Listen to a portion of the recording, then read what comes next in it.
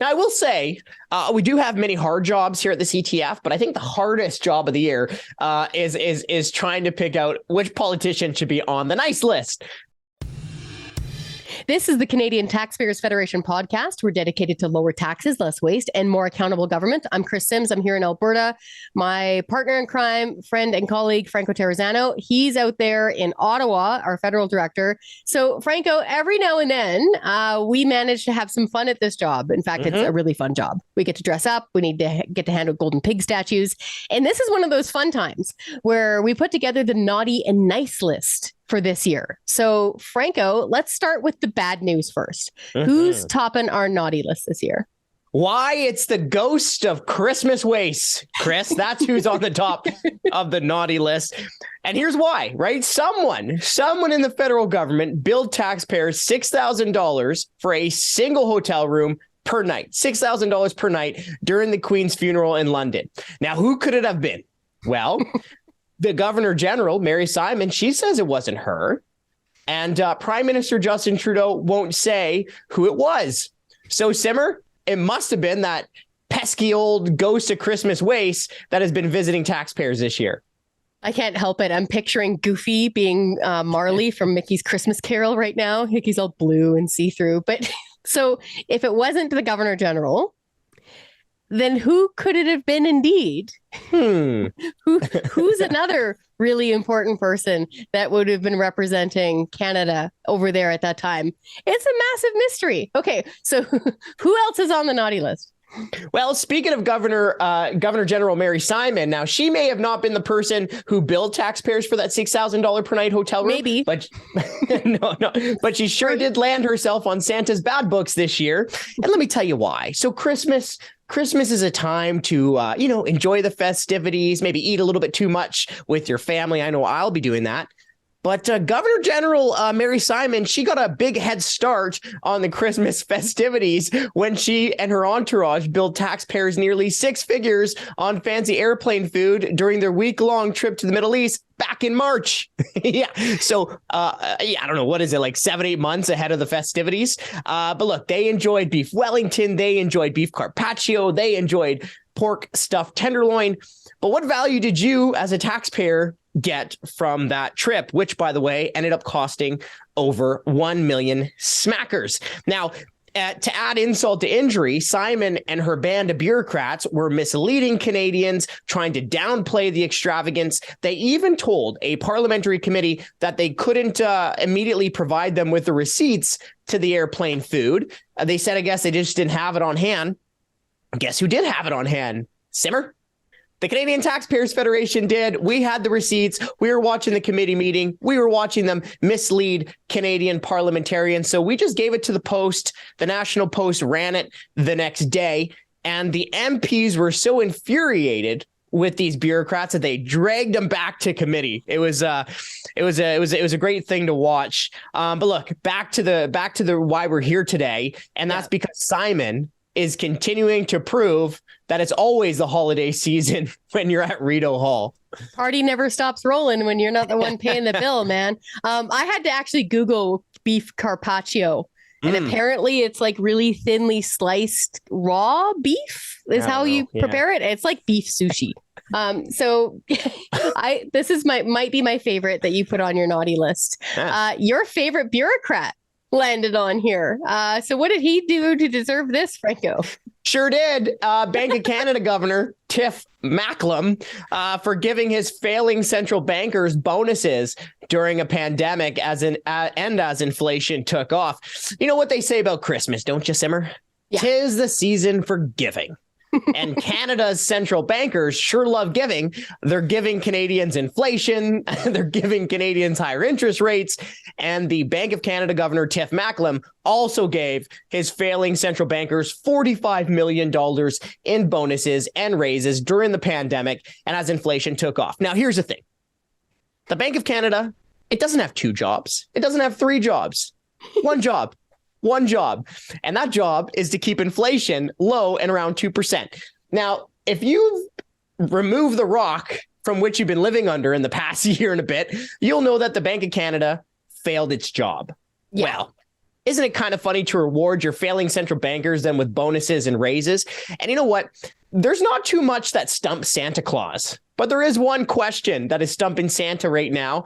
And it's, what do you have to do at the Bank of Canada to not get a bonus? That's a great question, because they sure didn't do their job. Again, folks, they've got one job. Keep interest rates at a decent amount. Keep inflation at a decent amount. Yeah, they're not doing that.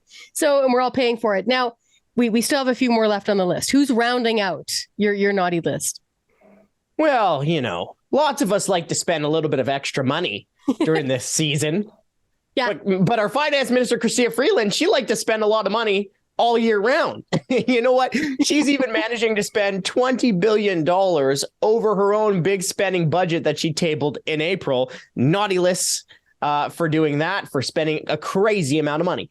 Also on the naughty list is our federal environment minister, Stephen Guilbeault, for telling tall tales about the carbon tax. He likes to claim that the carbon tax and rebate scheme will make you better off. But of course, the parliamentary budget officer shows that is incorrect. Magic math. And then rounding out the naughty list is Saskatchewan's own finance minister, Donna Harpower, who took a golden sleigh ride at taxpayers' expense. Now, she billed taxpayers $8,000 for a private plane to take her from Regina to North Battleford. What? Yeah. No. And for, yeah, I know. It's like I forgot about this one. It's like Will Ferrell, in what's that movie when he gets home? He's like, what? I'm not even mad. Yeah, I'm just impressed. How do you manage to do that? So for our listeners who are not familiar with the trek from Regina to North Battleford, if you get up early enough in the morning to leave Regina, you can make your stop at Timmy's, grab a couple Timbits, grab a croissant, grab a double, and still get to North Battleford in time for lunch, and then get back to Regina in time to open the stockings on Christmas Eve. So no need to do that by flying higher than a reindeer. And for that, Miss Harpower is landing in the naughty list. You're funny when you're happy, angry. And this is what the naughty and nice list is, folks. It's happy anger. Okay, let's shift gears. We do have some on the nice list this year, and let's leave on a good note. Who's on our nice list? Now, I will say we do have many hard jobs here at the CTF, but I think the hardest job of the year is trying to pick out which politician should be on the nice list. But there's some good ones this year. I will say candy canes for some politicians doing some good stuff. And the person that we have to shout out right away is Nova Scotia's Premier, Tim Houston. Okay. Now, in Ottawa, watching the House of Commons, I thought that politicians had to get pay raises every single year. I thought it was just like the law of gravity, right? One is 9.8 meters per second. The other one is just that, politicians have to get raises every single year. But look, but Houston is proving that it's not like the law of gravity. In fact, politicians don't have to give themselves pay raises. CCing every single member of parliament in Ottawa, by the way. Okay, so Houston recalled the Nova Scotian legislature to bring those MLAs back to stop a pay raise that they were going to get. So he froze MLA pay, but then he also cut his own pay by like $11,000. So, I mean, yeah. Kudos to Houston. But then also to our listeners of the podcast, remember that me and young buck Carson Binda out there in British Columbia, we're talking about an MLA Todd Stone who brought forward a private members bill to freeze MLA pay in British Columbia. But then the government wouldn't even debate the bill. Well, after Stone really laid on the pressure, and Mr. Binda himself, our BC director, was really holding these politicians accountable, it turns out the BC legislature finally decided to stop the pay raise. So they froze MLA pay there as well. So kudos to Mr. Stone. Did you work the law of gravity in there?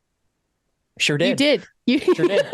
Can I give kudos to we talked about my fake favorite bureaucrat in Ottawa who's on the naughty list, but let me talk about I think the people in Ottawa, the government employees who really deserve some credit, who are the unsung heroes, I think, of accountability and transparency.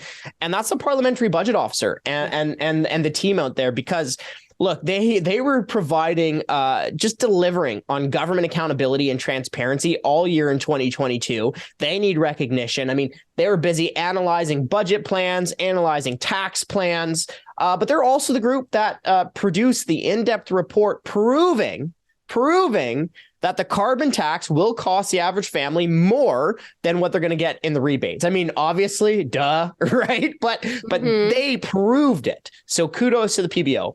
Yeah, major kudos, because it's not easy to do that. And especially in a weird terrarium that is the Ottawa bubble, you get a lot of political pressure and pushback and sometimes snide remarks when you're out for coffee. So good for them for doing that. We do have some premiers on the nice list this year. You know, the message doesn't get through to a lot of politicians in Ottawa, but we do have some premiers on the nice list this year. They're cutting some taxes.